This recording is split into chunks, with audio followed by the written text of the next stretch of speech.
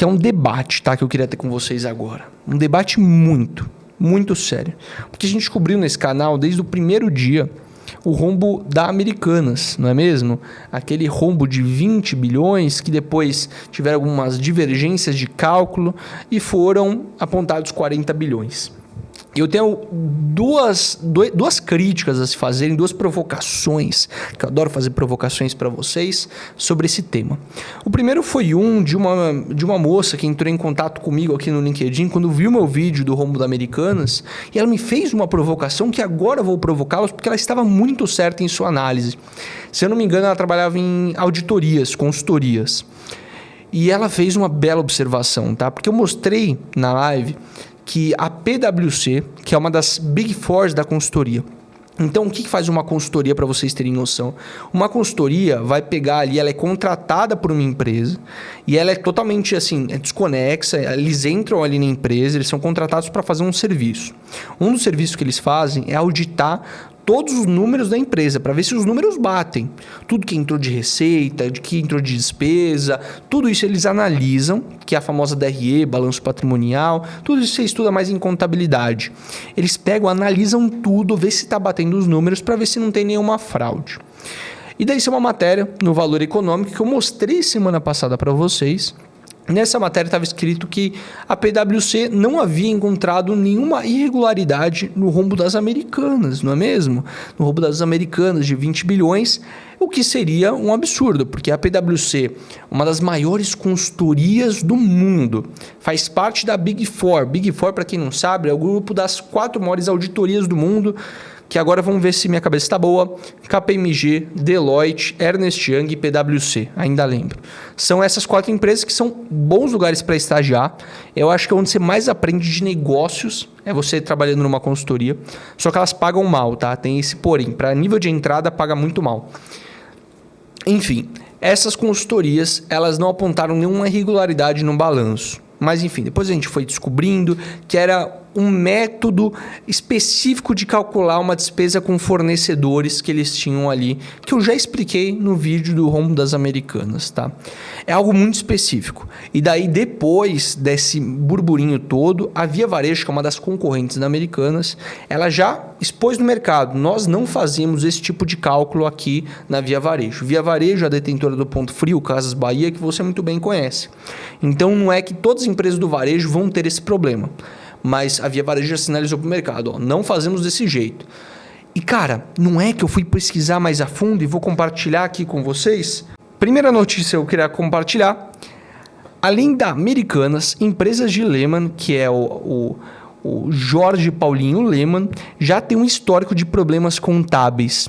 Então assim, já começa, e eu acho que eu vou fazer uma leve crítica à minha classe de influenciadores que falam também sobre finanças, que a gente sempre idolatrou muito o Lehman por ser o homem mais rico do Brasil, e a velha ideia do brasileiro, do menino classe média, liberalzinho, que idolatra bilionário, idolatra Elon Musk, idolatra Bill Gates, Steve Jobs, quer idolatrar um brasileiro, quer idolatrar um brasileiro bilionário e pega esses caras aqui para idolatrar, como o Lehman. Sendo que, cara, eu acho que assim, idolatrar bilionário, tem um vídeo sobre isso, uma crítica dura que eu faço, que eu acho que é completamente errôneo esse tipo de análise, que a gente deveria idolatrar esse tipo de pessoa, tá? Então assim, quando você vai olhando mais a fundo, outras empresas do grupo do Lehman já tiveram problemas contábeis. Americanas não é a primeira. Não é a primeira. Então, você consegue ver aqui, eu tenho o nome das empresas nessa matéria, se eu não me engano foi nessa matéria que eu vi, tá?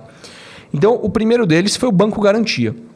Para quem não leu, quem entra na faculdade de economia, está habituado nesse mercado financeiro, no mundo dos investimentos, um dos primeiros livros que você é indicado a ler pelo seu chefe ou pelos seus pares é Sonho Grande, que é a história do 3G, né, do Marcelo Sucupira, Beto Sucupira, Marcelo, eu esqueci o nome deles, Beto Sucupira, Carlos Sucupira, Marcelo Teles, eu estou inventando os Beto, o Alberto, era o Beto Sucupira, Marcelo Teles e Jorge Paulo Lehmann. Desses 3, a história deles fundando o Banco Garantia, que na época era o maior banco do Brasil, ali de investimentos do Brasil, e conta a história de como sonhar grande, os valores e princípios de uma empresa, é o que guia o sucesso de uma empresa. já tem muitas problemáticas sociais nesse livro que um dia eu quero analisar com vocês, assim que eu analisar filmes como Lobo de Wall Street, A Grande Aposta, que eu quero analisar que é a interpretação das pessoas erradas sobre certos aspectos.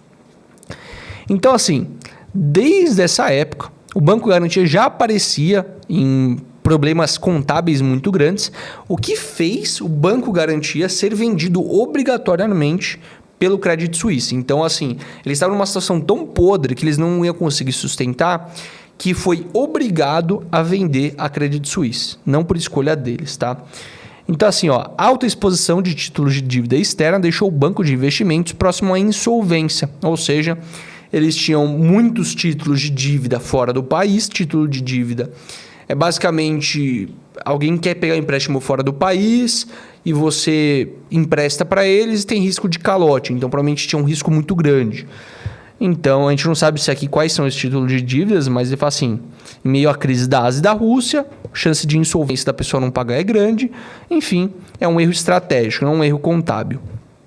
E daí a gente tem aqui, republicação dos balanços da ALL, que mais tarde se tornou uma ação da Bolsa, que é a Rumo 3, que é a Rail, uma ação muito famosa que é do grupo Cosan, muito grande também.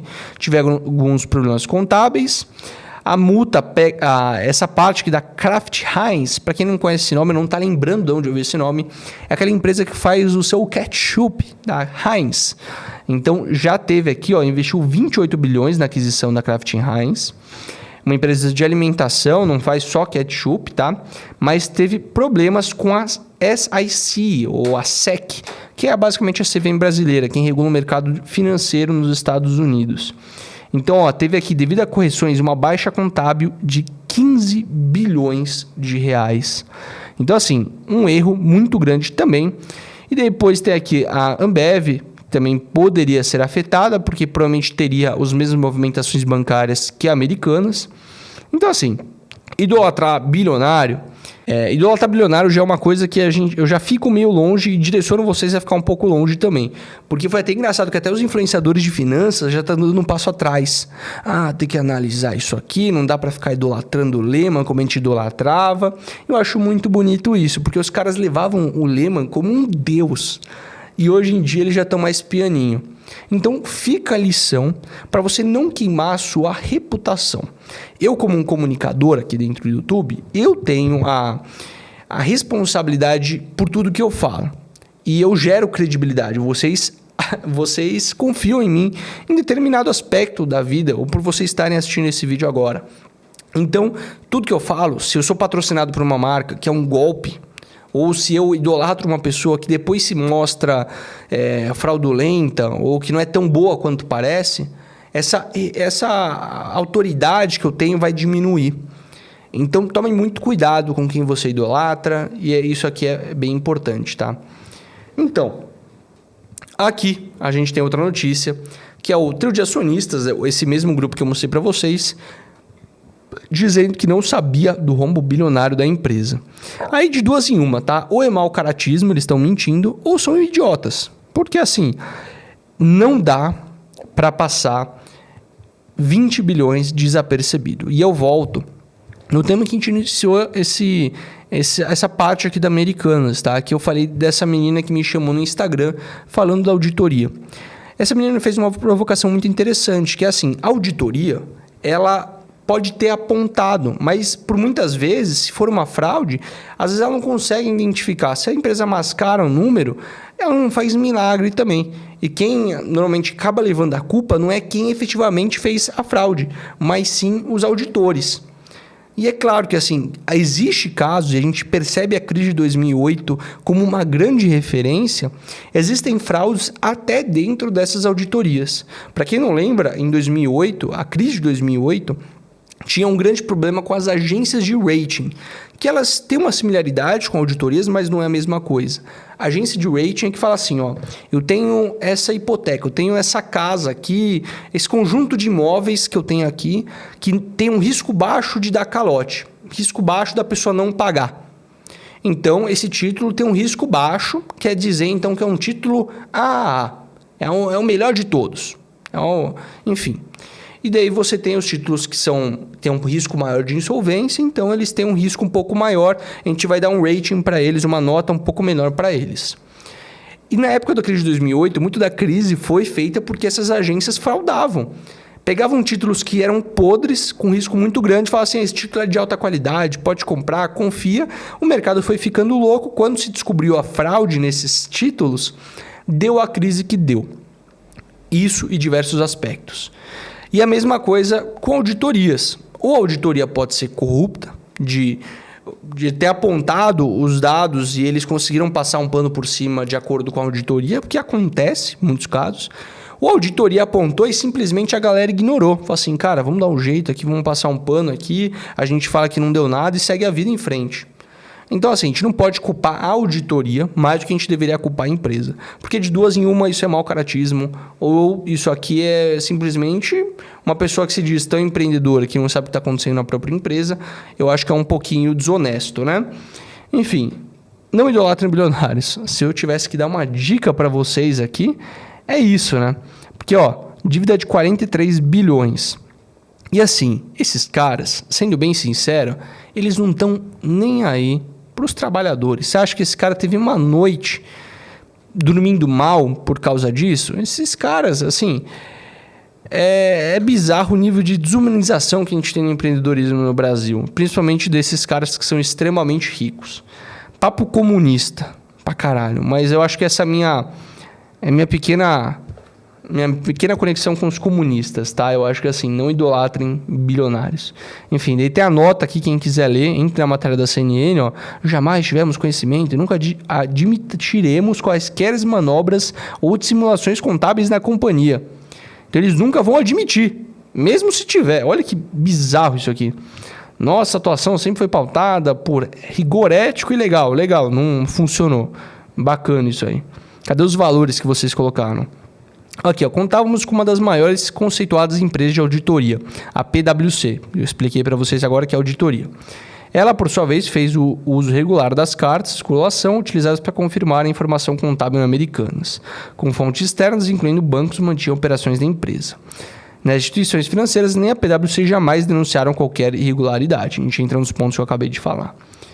Bom, e daí tem aqui toda a carta. Lamentamos profundamente as perdas sofridas pelos investidores e credores. Mas é isso aí, né? É isso aí. Se alguém perdeu o emprego, acontece, é um mercado, né? O mercado se autorregula. Mas daí fica o grande dilema, eu acho que da sociedade. O governo deveria fazer alguma coisa para ajudar nessa recuperação judicial da Americanas? Aí você fala assim, puta, vamos ajudar, vamos dar o dinheiro para os bancos, os bilhões que os bancos estão perdendo com essa perda da Americanas. Então, assim, é papel do governo fazer isso também e salvar alguns empregos. É claro que, por um lado, é muito importante, mas, por um lado, a gente está corroborando por esse tipo de comportamento. Ou a gente deixa quebrar, dá uma lição para esses caras, mas ao mesmo tempo o mercado de trabalho, você vai ter um monte de gente demitida ali, é um impacto gigantesco, porque assim, uma quebra de uma Americanas hoje não impacta só os funcionários da empresa, é um efeito em escala, em cadeia. Tem fornecedores da Americanas que tem, por exemplo, 90% da receita deles vinculada a Americanas. Imagina a quebra, o negócio desses fornecedores também quebra. Imagina também, tem muito efeito em escala, fornecedores, o pessoal que está trabalhando lá, é bizarro. É bizarro. Então, assim, é meio que surreal, tá? Não tem muito o que falar aqui. Eu vou emendar aqui a pergunta do Victor, como economista, é claro, de que maneira esse trio poderia salvar a empresa? Esses caras aqui, vamos pegar aqui o patrimônio, é claro que não tem isso disponível de dinheiro, a gente não pode fazer essa análise errônea, tá? Mas patrimônio Jorge Paulo Lemann. 15 bilhões. Então, assim, nem se ele der tudo que ele tem, ele vai conseguir salvar a dívida de 40 bilhões dele. Então, assim, isso já chega num nível que é de dólares aqui. Ah, de dólares, então vai, então salva. Só que é claro, ele deve ter aqui vezes 5, 5 vezes 20, 200, deve ter um pouco menos de 200 bilhões na conta dele. Ele não tem 200 bilhões na conta dele para ele fazer uma transferência para americanos descobrir o rombo. Não é assim. Ele pode botar uma parte do dinheiro dele, de investimentos que ele tem, junto com o trio ali de investidores, para tentar socorrer, mas eu duvido que passe de 6 bilhões de reais, tá? 10 bilhões eu já acho muito de reais, para ele botar ali no meio. E, assim, é um nível tão grande que o governo, como escala, é o único que poderia ajudá-lo. A não ser que ele faça um pool de investidores gigantesco, que o mundo se comova para contornar essa dívida, mas eu acho pouco provável. E daí eu já emendo com a sua segunda pergunta, que é o Victor mandou, você mesmo, Victor. Mas o governo entrar nesse cenário, as taxas de juros não iriam aumentar? Não, tá? Isso aqui é uma análise que não dá para ser feita na realidade, porque 43 bilhões, legal, é relevante para um orçamento público? É relevante, a gente não pode gastar 43 bilhões salvando empresa por aí. Não dá. É claro que ele pode usar uma parte para garantir um fundo de garantia para os empregados que forem demitidos ou para ajudar a empresa. Mas eu duvido que o governo entre com o total de 40 bilhões para pagar essas dívidas. É claro que vai ter muita renegociação de dívida, esse valor vai diminuir bastante, porque é melhor ser pago do que não ser não pago. Então é melhor ser pago um pouquinho do que não ser pago total. Então isso será para os próximos capítulos, tá? Mas não existe uma correlação entre o governo ajudar e as taxas de juros, tá? Não tem absolutamente nada a ver.